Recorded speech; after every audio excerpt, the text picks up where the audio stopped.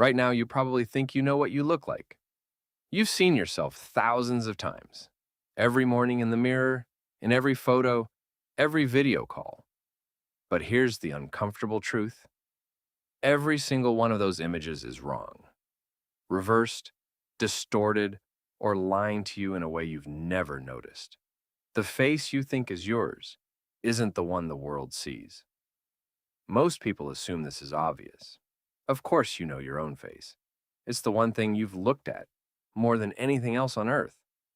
But that's exactly the problem. Because the more you look, the more convinced you become of a version that doesn't exist. And the real reason is far stranger than a simple trick of glass. Let's start with the mirror, because the mirror is where the lie begins. When you look in a mirror, you are not seeing yourself. You're seeing a reversed copy. Your left eyebrow, the one that sits a little higher, appears on the right. The mole on your cheek jumps to the other side. The slight crookedness in your smile tilts the opposite way. No human face is perfectly symmetrical. Every face leans, drifts, and tilts in its own specific direction. And the mirror flips all of it. For your entire life, this reversed face is the one you've studied. It's the one you fix your hair to. It's the one you practice smiling at.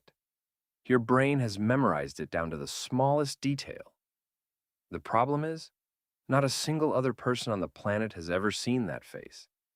They see the unflipped version, the real one, which means the face you know best is the one face nobody else knows at all. And this leads to something psychologists have actually measured. In 1977, three researchers, Theodore Mita, Marshall Dermer, and Jeffrey Knight, ran a study at the University of Wisconsin. They took photographs of people and showed each person two versions, a normal print and a mirror-reversed print. Then they asked which one they preferred. The results were consistent. People preferred the mirror-reversed image of themselves, the version they were used to seeing.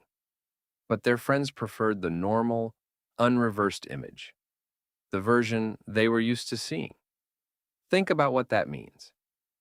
You and the people who love you are looking at the same face and quietly disagreeing about which version is the real you. Both of you are certain. Both of you are looking at the same person. And you've each fallen in love with a different side of them. This is called the mere exposure effect. The more you see something, the more you prefer it, simply because it's familiar. You don't love the mirror face because it's better.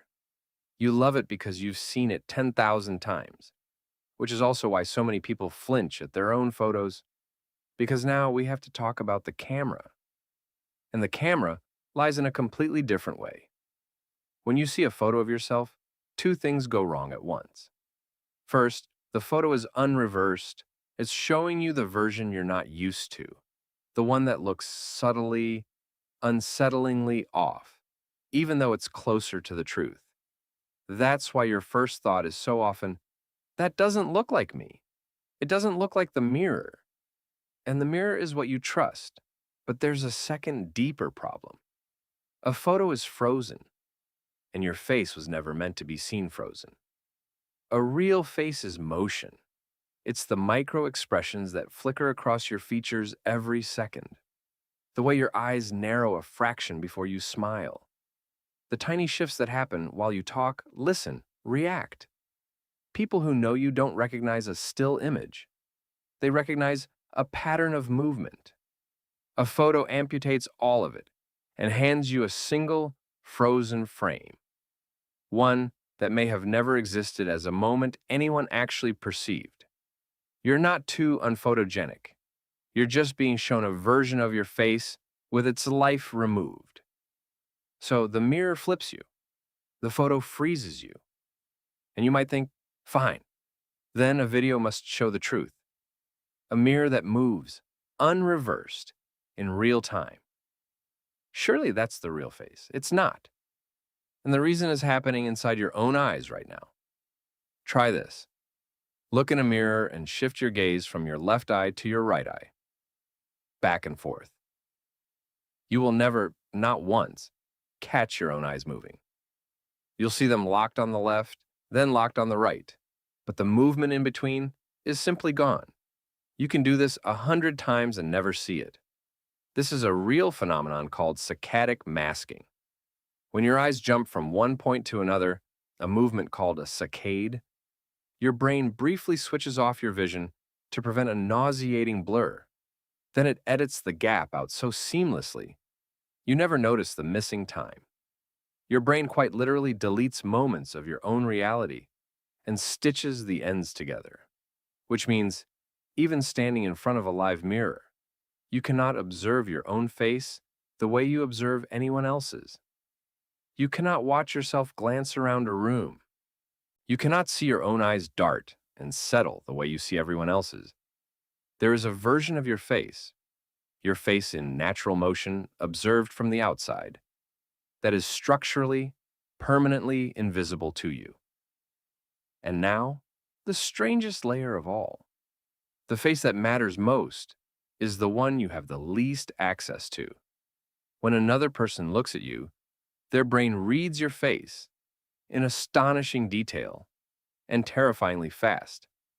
Studies on first impressions, including well-known work by Princeton psychologists Janine Willis and Alexander Todorov, found that people form judgments about trustworthiness, competence, and likability from a face in about 1/10 of a second, 100 milliseconds, before you've said a word. That face, the one being judged, trusted, remembered, loved, is doing constant unconscious work in every interaction of your life. It's arguably the most important object you own, and it is the one object you are least equipped to ever actually see. Everyone in the room is reading a book whose cover you've never once looked at directly, which raises an uncomfortable question.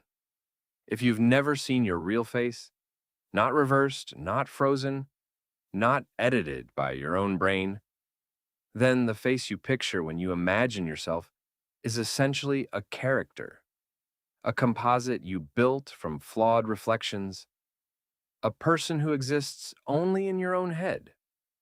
So, who are the people around you actually seeing? Here's what's really happening every time you meet someone's eyes. They are seeing a face you will never have access to, unreversed, in motion, alive, read in 1/10 of a second, and stored in their memory as you. Meanwhile, the face living in your imagination, the one you fixed your hair to your whole life, is a reversed, frozen, brain-edited ghost that no one else has ever met. You will spend your entire life as the world's leading expert on a face that isn't real and a complete stranger to the one that is. Every person you've ever met knows what you look like. Your parents, your friends, a stranger who glanced at you on the street for 1/10 of a second and moved on. All of them have seen something you never have and never will. The one face you can never truly see is the only one that was ever really yours.